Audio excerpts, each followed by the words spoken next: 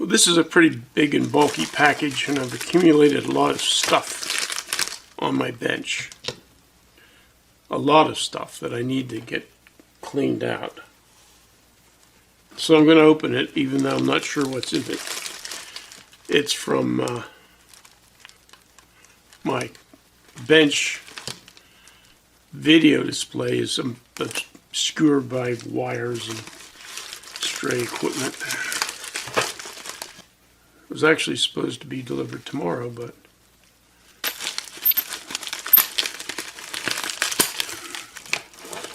oh, it's a package of 10 32 round AR-15 magazines. They're polymer, and I think I paid $8 in free shipping. And looking at them, the feed lips look pretty nice. I doubt it will accept stripper clips, so it's not really a mill. Doesn't meet the mill design. A friend of mine that I've known since 1980, who never had an interest in firearms. And I'm doing this video on July 5th, 2020, so we've got the COVID virus, we've got some crazies, and we've got an election coming up. This man has never owned a firearm. I would trust him with my life with a firearm.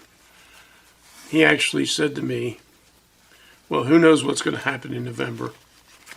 I think I better buy something now. That's a hell of a situation for this country to be in.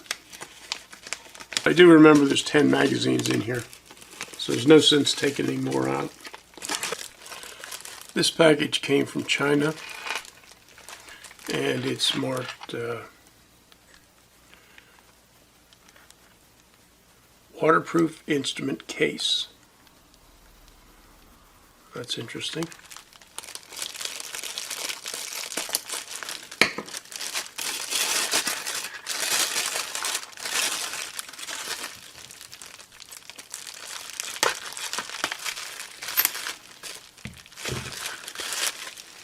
I believe I ordered 3 of these. So there's one package. I've cut it in my lackadaisical opening procedure. So there we go, all 3 are out.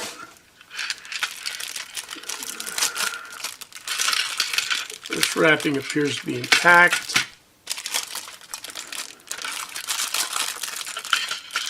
It does this, so here's the wrapping I cut into.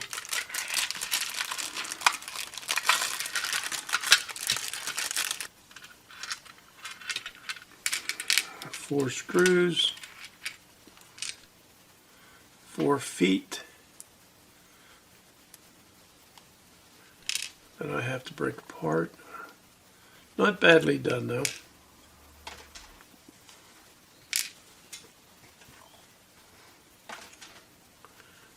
Front and rear panel.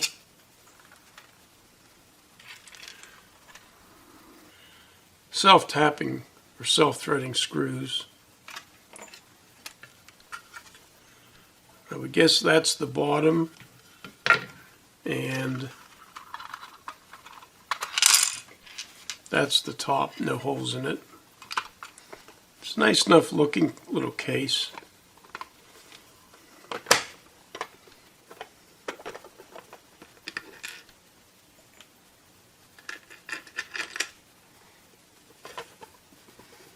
It's going to be quite a bit of thread.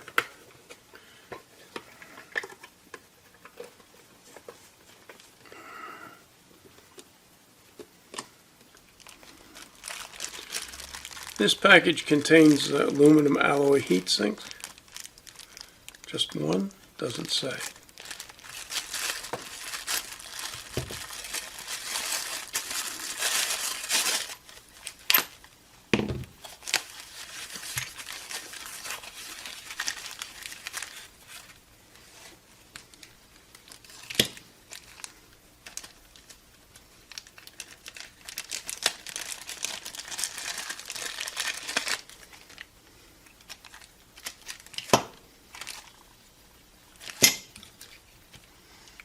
believe I only bought 3 of these. And it looks like they were really sold in pairs. So these are aluminum heat sinks. You can see how they're sold. I got them from eBay from a fellow called Equality Outlet. You can see they're described as 5550 by 20. And I think I ordered 3 of them, but they come in packages of 2. Move, see if a bigger screwdriver fits, so I can get some more torque out of it.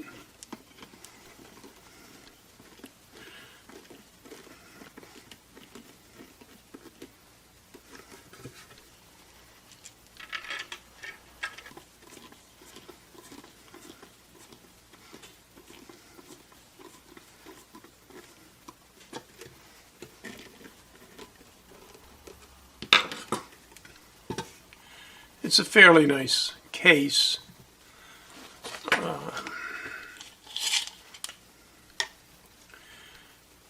Looks to be about 6.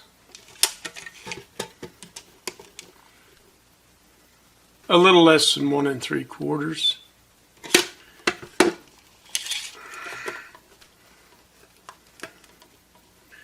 Four 3/4 deep. It was sold as a 150 by 120 by 40 millimeter case. Cost $4.19, and I don't know if shipping, probably free. And it came from, this is an eBay seller, Fly Chi, Flychee. I've tried to find this number, so maybe it's from Banggood or AliExpress, but, and see, they've covered up the CN.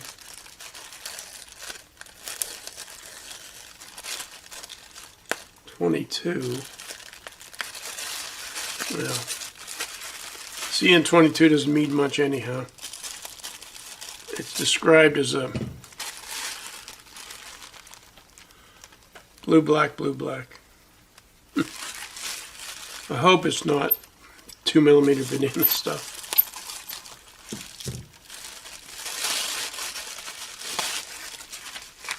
Oh.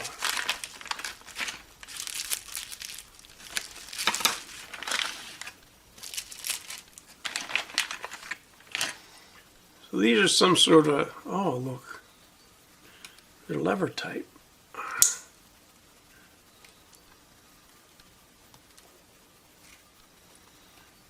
They're a lever type connection block.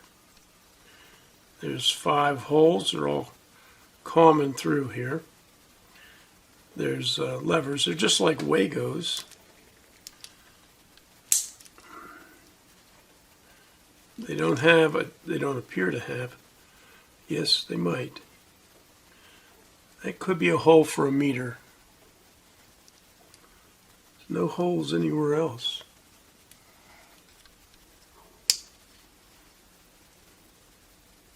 Nice and grippy. So if I have a very long point,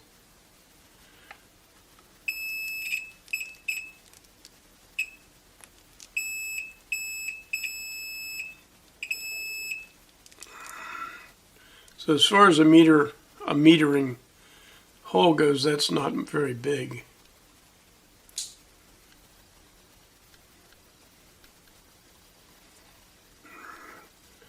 I'll tell when we play it back whether you can read that or not. They look pretty nice.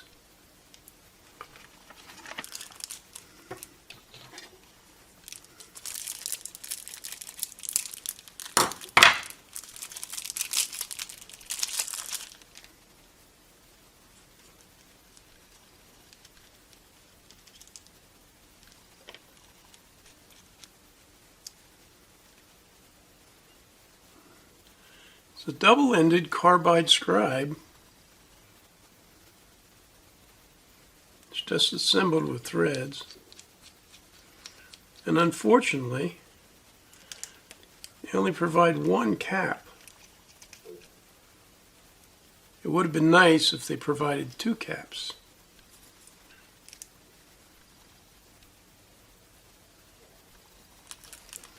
Although really, when you take a cap off and can't store it on the other end, you're going to lose it anyway.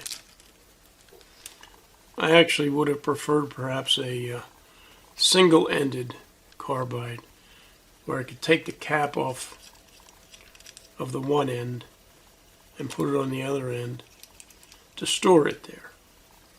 Much the same as you store a Sharpie cap up here.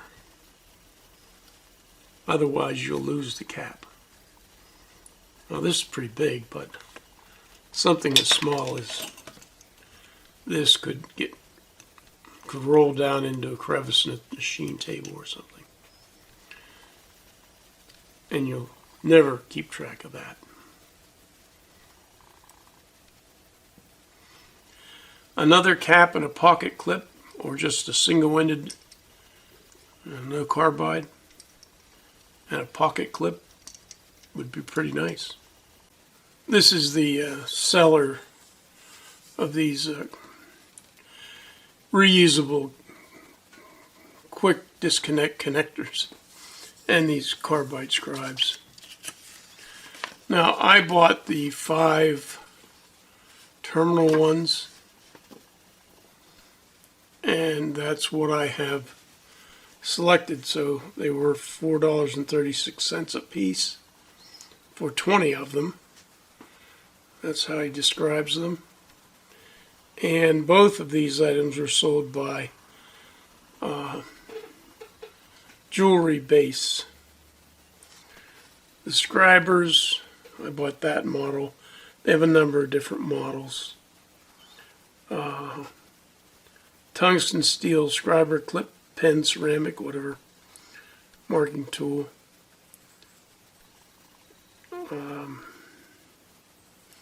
I bought 2 of them, so that's $3 a piece. And I think there's free shipping, yep. Free shipping on both of them. That is the connectors and the scribers. And I went to make this cut. I checked the seller's page for these heat sinks.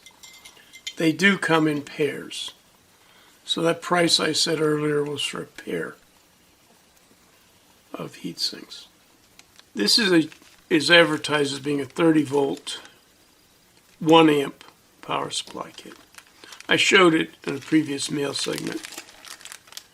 I intend to build it, assemble it, and to that end I ordered 2 different kinds of transformers.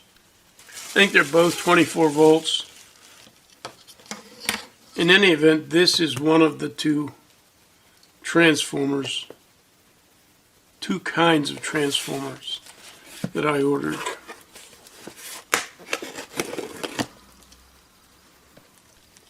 These are from a domestic seller.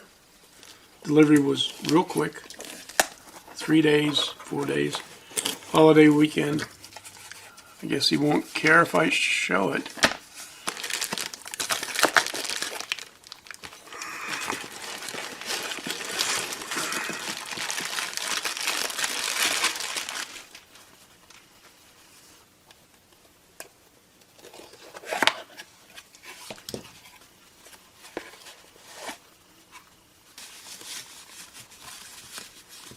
Well, it feels old-fashioned, which means it's a fairly good quality.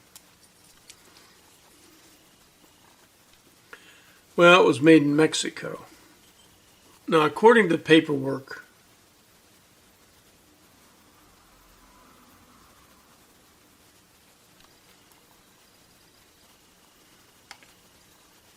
it's supposed to be a 1 amp transformer. Here is the paperwork. It's an eBay seller, of course, 2 each. This is what his eBay seller name is. And 2 transformers cost me $12 plus $8 shipping. So that's $20. So to say $10 a piece with Pennsylvania sales tax on them. That's not a bad price for a North American, for a Magnatech transformer. And I think that would be fine for something like this. One of the problems you have with a cheap transformer is that it may be designed to provide 24 volts at 1 amp. But under no load, that voltage can go as high as 30 or 32 volts. Now that means, let's say it's 32 volts and 1 amp rated. That means when you draw 1 amp from the transformer and the voltage drops to 24 volts. Let's take a look at the no load voltage on this transformer.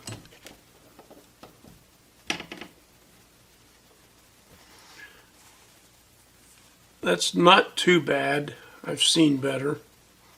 I've seen a lot worse. This is about 3.5 or 3 volts high. So when we lower this voltage by drawing current to 1 amp, we'll now be dissipating 3 watts. I'm not worried about that. What I'm worried about is the ability of these devices to handle an additional 3.5 volts. In the popular 30 volt, 3 amp power supply from Highland, this becomes a problem.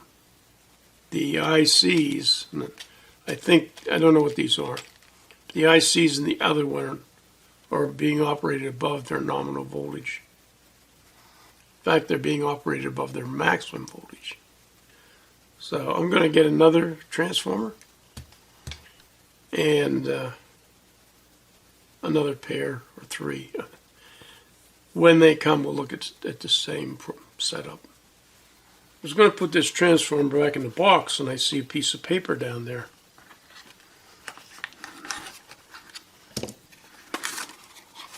So this is an F46F.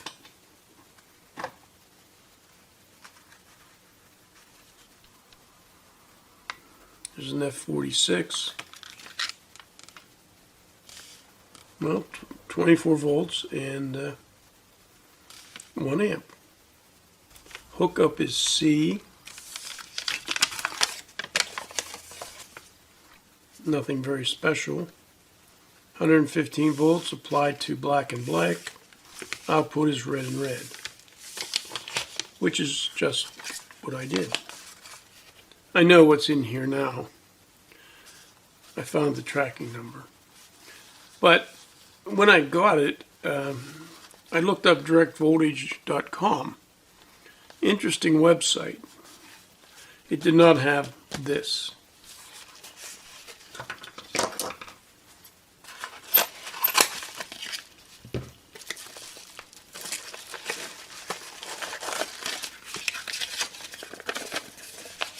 It's from ZJ Power 18. That's the name he uses on eBay. And it's a 60 by 150 by 25 heatsink. And it cost me $10. The eBay page, you can see that ZJ Power 18 there and here, described it as the same thing, one piece, 60 by 150 by 25 heatsink.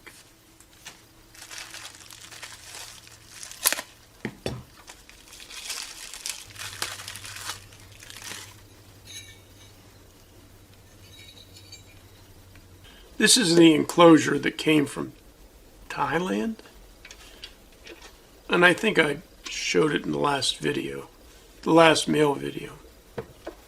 And I was hoping that this, and it will, would fit on and leave enough room over here for an IEC connector. Maybe a fused IEC connector. And it seems like it will. In the event I want to build a dummy load or a power supply in this box. You can see it doesn't quite lay flat against the case, but I wouldn't lay it flat against the case. I'd probably put it on a nylon standoff or something to so that the sink wasn't contacting the plastic. Now, of course, if I wanted to do it internally, it would fit fine. Internal is about 70 millimeters, and this is 60. Probably an eBay package, trans-shipped.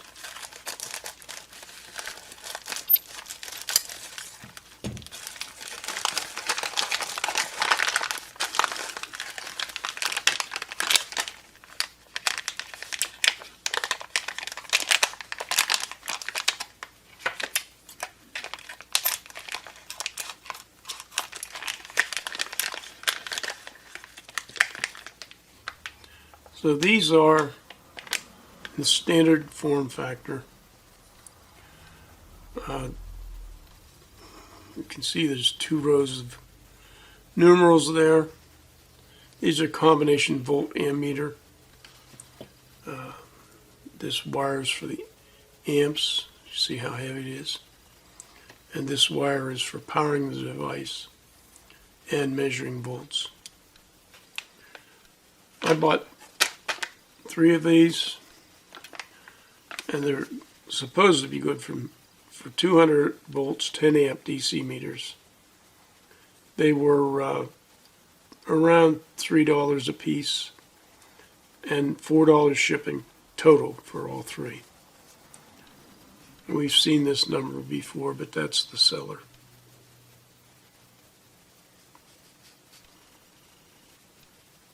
Right there is the current adjust. Right next to the current input and close to the current shunt. So these numbers on the front are adjustable for, that is, the calibration of these numbers on the front for volts and amps is adjustable.